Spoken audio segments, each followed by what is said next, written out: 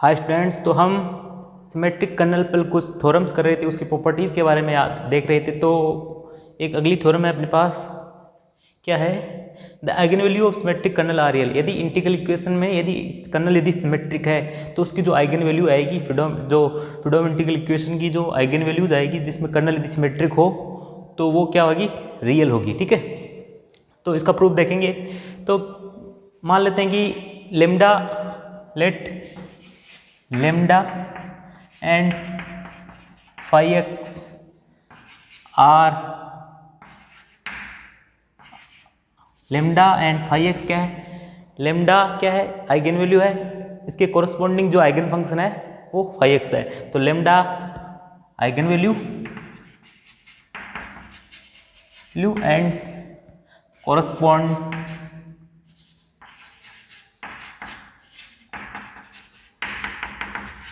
Corresponding eigen function क्या है? Phi x है। ठीक है, एंड के एक्स टी क्या है? सिमेट्रिक है। एक इंटीग्रल इक्वेशन है जिसकी लेमडा है, आइगन वैल्यू है, फाई एक्स है, उसका कोरस्पॉन्डिंग आइगन फंक्शन है, और के एक्स टी क्या है? सिमेट्रिक कर्नल क्या है? सिमेट्रिक है। इंटीग्रल इक्वेशन है,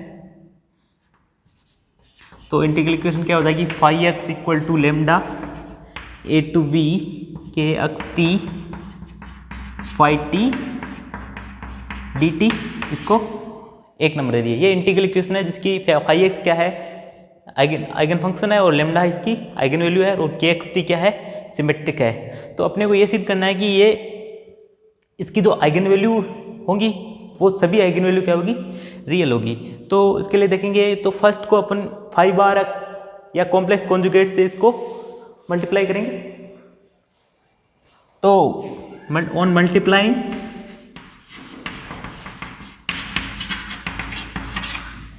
phi bar x and integrating with respect to x A to b, इसको क्या करेंगे? कॉम्प्लेक्स कॉन्जुगेट, इसके कॉम्प्लेक्स कॉन्जुगेट से मल्टीप्लाई करेंगे और इंटीग्रेट करेंगे with respect to x A to b में।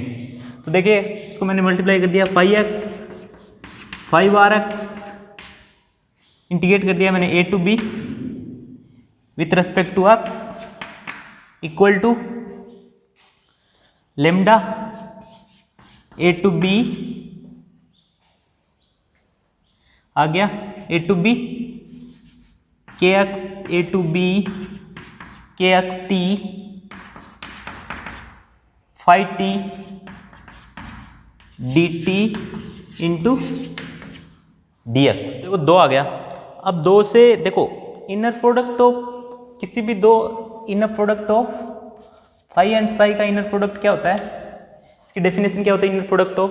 इसकी होती है ए to B phi X into psi X D X. ठीक है, और जो नॉर्म होता है, नॉर्म ऑफ फाई को क्या होता है?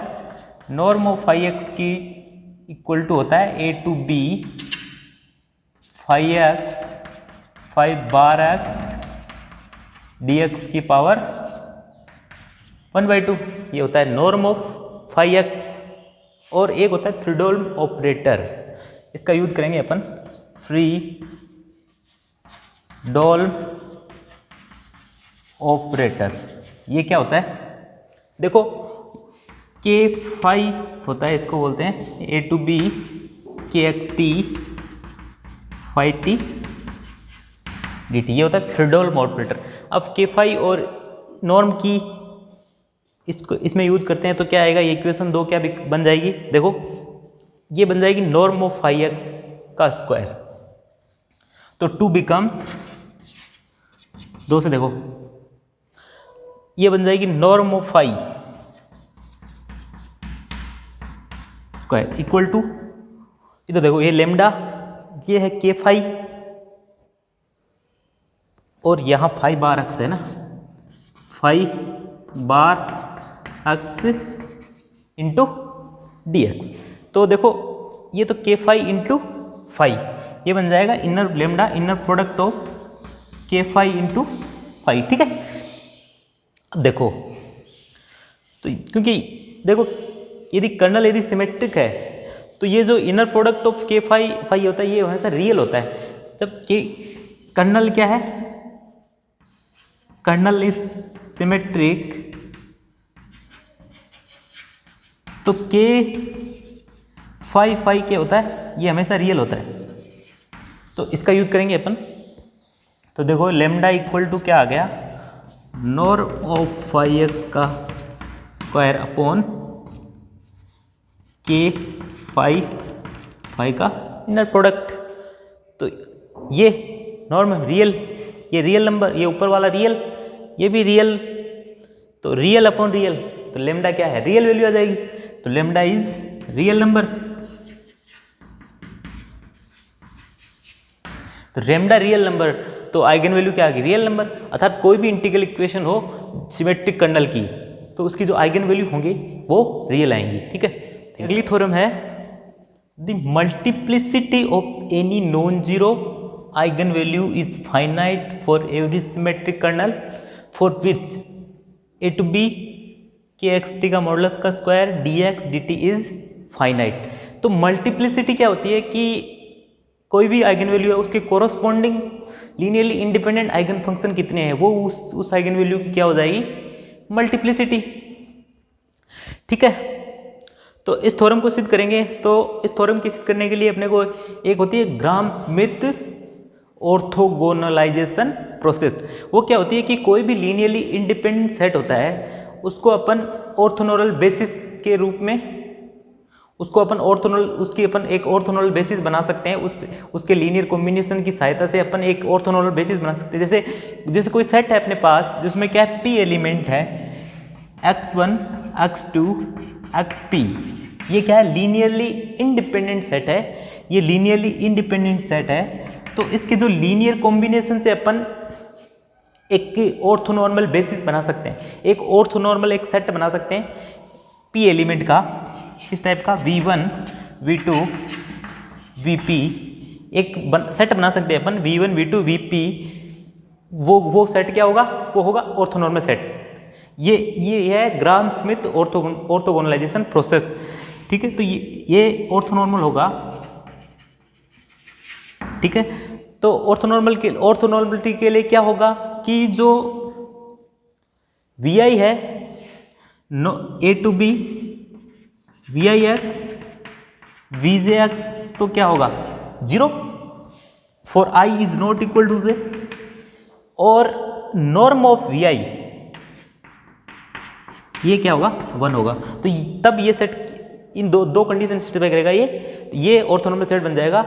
इसको अपन इस वेक्टर्स है, लीनियरली इंडिपेंडेंट वेक्टर है ये p, इसके लीनियर कॉम्बिनेशन से अपन एक ऑर्थोनॉर्मल सेट बना सकते हैं ये, जिसमें ये दो कंडीशन सेटिस्फाई होगी, तब ये क्या होगा, ये ऑर्थोनॉर्मल सेट होगा। ठीक है, तो इसी चीज़ का यूज करेंगे अपन इसमें, इस थ्योरम में। तो देखो क्या है, अपन को मान लेते हैं कि क्या है, मान लेते हैं कि u phi 1 lambda phi 2 lambda phi n lambda x क्या है, आइगन फंक्शन है, आइगन फंक्शंस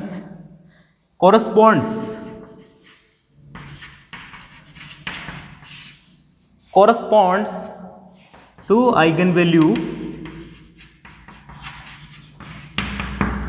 लेमडा। ये क्या है, Li आइगन फंक्शन है, ये लीनियरली इंडिपेंडेंट आइगन फंक्शन है।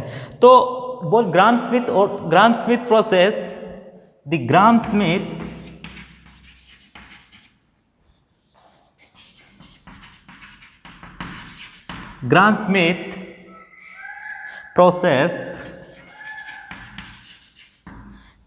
प्रोसेस से क्या कर सकते हैं अपन, इसको अपन एक ऑर्थोनॉर्मल सेट के रूप में एक ऑर्थोनॉर्मल सेट बना सकते हैं अपन इसका।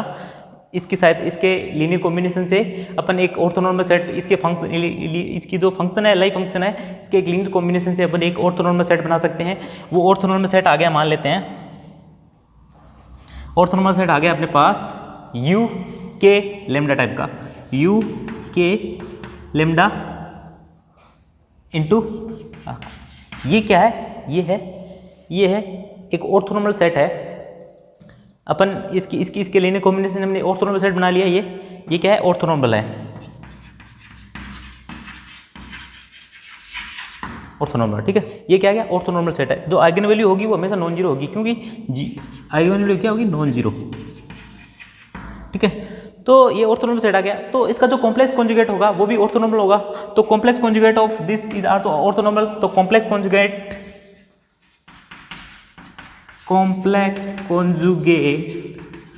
ऑफ ऑर्थोनॉर्मल सिस्टम का कॉम्प्लेक्स कॉन्जुगेट भी क्या होगा, ऑर्थोनॉर्मल होगा। तो यू के लेमडा का बार होगा वो भी क्या होगा, ऑर्थोनॉर्मल सिस्टम होगा, ऑर्थोनॉर्मल सिस्टम, ठीक है। तो ये हो गया ऑर्थोनॉर्मल सिस्टम, ठीक है। पी यू के बार लेमडा एक्स, ये है ऑर्थोनॉर्मल सिस्टम। तो अब क्या करेंगे, ये आ गया ऑर्थोनॉर्मल सिस्टम। तो अब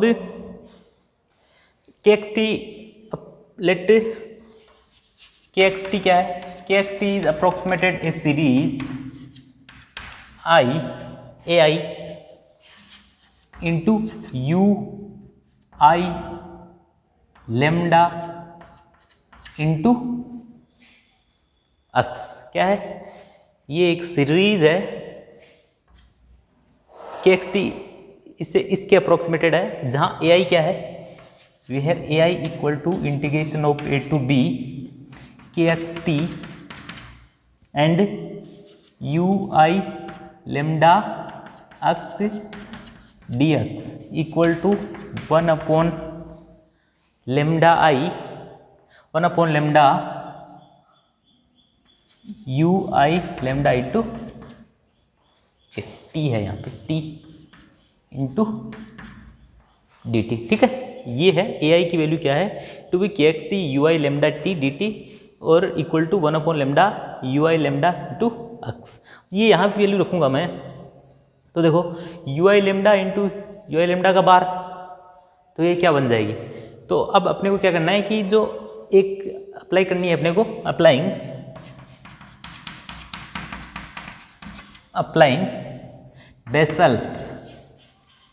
vessels inequality, applying Bessel's inequality, तो क्या हो जाएगा, ए टू बी के x t D t is greater than equal to, ये आ जाएगा 1 upon lambda square lambda i square summation i और यू आई लेमडा, ठीक है। यह आ जाएगा u i lambda into x का मॉडुलस का स्क्वायर। तो अब इस इक्वेशन का इंटीग्रेशन कर देता हूं मैं, integrating with respect to x on interval a b. तो ए टू बी के एक्स टी